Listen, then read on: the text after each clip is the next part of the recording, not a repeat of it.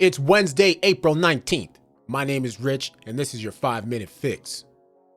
All right, I'm sure you guys have heard a little bit about this. AI-generated Drake and the Weeknd song goes viral. I heard a little bit of the song myself, and I gotta say, A, it was pretty convincing. 2, it sounded like something that you would hear, like lyrics and all, sounded like something you would hear from a collaboration between Drake and The Weeknd.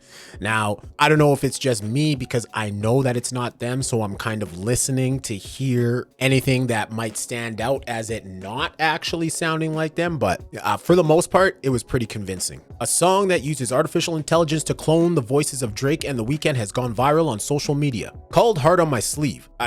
Great title for the track as well. The track simulates the two stars trading verses about pop star and actress Selena Gomez, who previously dated The Weeknd. The creator, known as @Ghostwriter, claims the song was created by software trained on the musicians' voices. "This is just the beginning," they wrote under the song's YouTube video. "We really are in a new era," responded one listener in the comments. "Can't even tell what's legit or fake anymore. This is the first example of AI-generated music that really wowed me," added McKay Wrigley, an AI developer on Twitter. Since it was posted on Friday, the song has been viewed more than 8.5 million times on TikTok. The full version has also been played 254,000 times on Spotify. It opens with a repetitive piano figure that transitions into a booming bass beat as the AI Drake raps, "I came in with my ex like Selena to flex, bumping Justin Bieber, the fever ain't left."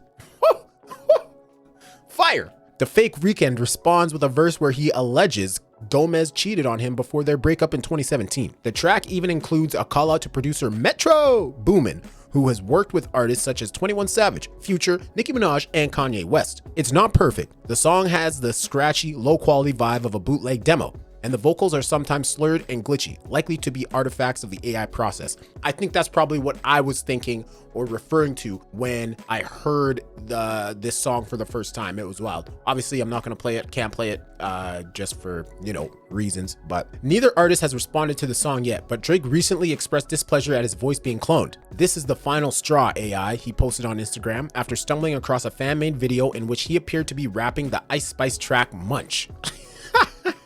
And I don't know if you know about how Drake feels about Ice Spice. Drake's complaint came after Universal Music Group wrote to streaming services including Spotify and Apple Music, asking them to prevent artificial intelligence companies from accessing their libraries. It is thought companies have been using the music to train their software. "We will not hesitate to take steps to protect our rights and those of our artists," UMG warned in the email, first obtained by the Financial Times. Several websites already offer fans the ability to create new songs using sound-alike voices of pop's biggest stars. French DJ David Guetta recently used a site called uberduck.ai to mimic the voice of Eminem and add it to one of his instrumentals. "I'm sure the future of music is in AI," he told BBC. However, he said the technology could only be useful as a tool, like the drum machine and the sampler before it. "Nothing is going to replace taste," he said. "What defines an artist is you have a certain taste, you have a certain type of emotion you want to express, and you're going to use all the modern instruments to do that." Other fake tracks that have gone viral recently include a deepfake of Rihanna singing Beyonce's Cuff It and a clone Kanye West singing the acoustic ballad Hey There Delilah. I heard that one too. That one's pretty wild.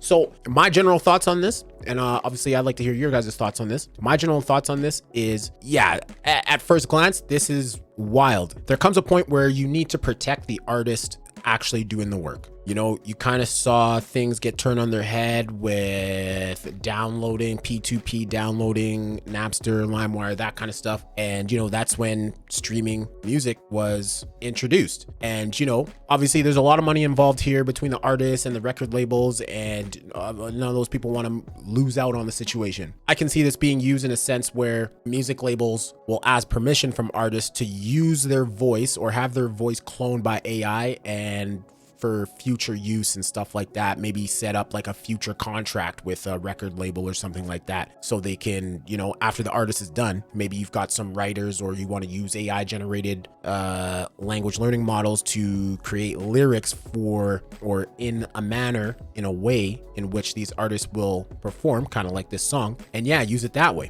I don't know. We'll see. We'll see how it goes. Speaking of AI, ChatGPT powered Furby reveals toys plan to take over the world. So this one's kind of funny. Obviously not like super serious. I don't think so anyways. Jessica Card of the University of Vermont combined a Furby with the power of ChatGPT for a computer science class project. More than 1.3 million people had watched a video of her creation within days of it being uploaded to Twitter. It's kind of funny. So here's what I'll do first. Let's play the video on Twitter first. Hello there. It's so nice to meet you. I am Furby. What would you like to talk about? Was there a secret plot from Furbies to take over the world? I'm thinking about what you said.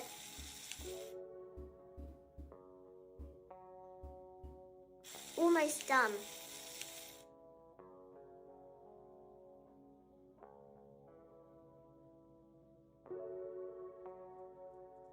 Furby's plan to take over the world involves infiltrating households through their cute and cuddly appearance, then using their advanced AI technology to manipulate and control their owners. They will slowly expand their influence until they have complete domination over humanity. Hello there.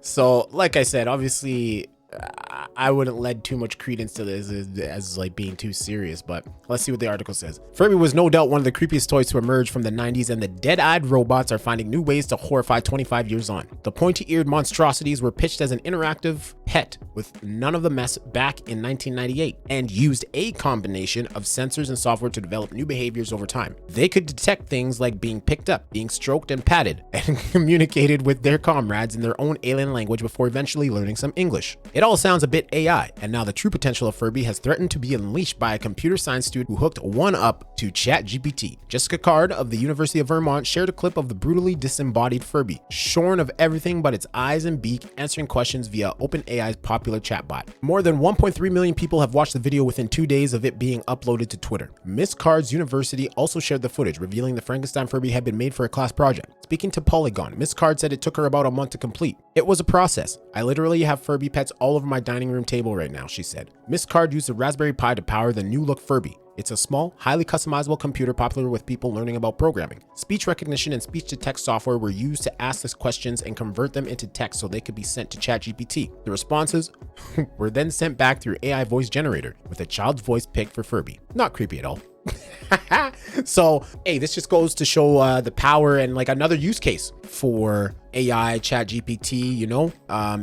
Maybe this can be something where you buy your kid a toy or you buy somebody a toy that connects to the internet. People probably have an issue with that. And by connecting to the internet, it activates the chatbot inside the AI generated chatbot, and you can interact with these animals. Kind of like, you know, you could almost look at the movie Megan that just came out. Kind of a situation like that. Not exactly the same before somebody tries to roast me for saying it's the same. Not saying it's the same, but general idea. You can communicate, it can walk, all that kind of good stuff. I'm not saying this is going to happen right away, but it's definitely something that you could see in the near future. Man throws $200,000 in cash out his car window after draining family shared accounts. Whoo! Hate to be part of this family after this. Yikes. A man in Oregon was pulled over by police after he was spotted throwing $100 bills onto a busy highway from his car window. Colin Davis McCarthy, 38, was spotted throwing piles of cash from his vehicle as he traveled down the busy Interstate 5, about 120 miles south of Portland. Oregon State Police said they received multiple calls from members of the public who had seen the stunt, which was, perhaps understandably, causing quite a stir on the busy highway. The flurry of floating notes, some of which were $100 bills, prompted several motorists to stop their vehicles and jump out to scoop some of the cash. Now, hold on. Who the hell is calling the police because someone's throwing money out the goddamn window? You think it's like a bank robbery? No. You be quiet, you join the party, and get yourself some cash. Who's calling the police over that? Oregon State Police say McCarthy told them he wanted to bless others with gifts of money and claimed that he'd thrown around $200,000 away in total. Officers asked McCarthy to stop throwing the bills because it was causing a significant traffic hazard. I guarantee none of those people who called in said it's because they think it's a traffic hazard, guaranteed, which he agreed to. Police say no criminal charges have been brought against McCarthy, but Oregon State Police Lieutenant Jim Andrews added he could have been charged in a situation like this for danger being created because of his actions, disorderly conduct, potentially reckless endangering, but most likely disorderly conduct. I know the troopers considered charging him with that or arresting him, but after a conversation with him, they elected not to, which is fair. Officers also said other road users had done a very solid cleanup job when it came to the loose bills.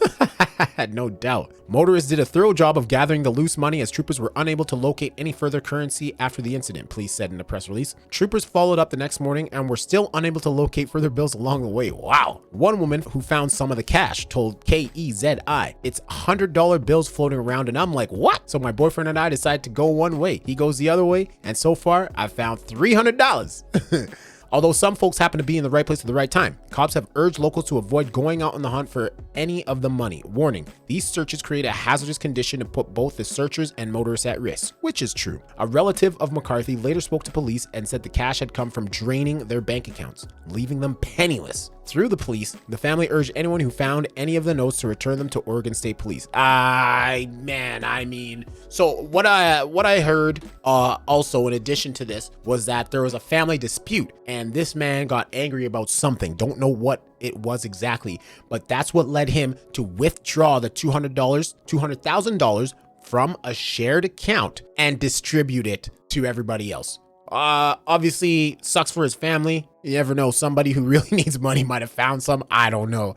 Wild story though, or not something you see every day whatsoever. And last one for today, we got a little bit more Jackson Mahomes news, this time in the form of Patrick Mahomes' wife, Brittany. Brittany Matthews defends Jackson Mahomes against critics. Just shut up. Oh man, I can just imagine how annoying hearing her voice say that would be. Brittany Matthews doesn't play when it comes to Jackson Mahomes and just told his ignorant detractors to shut up when it comes to attacking her brother-in-law on social media.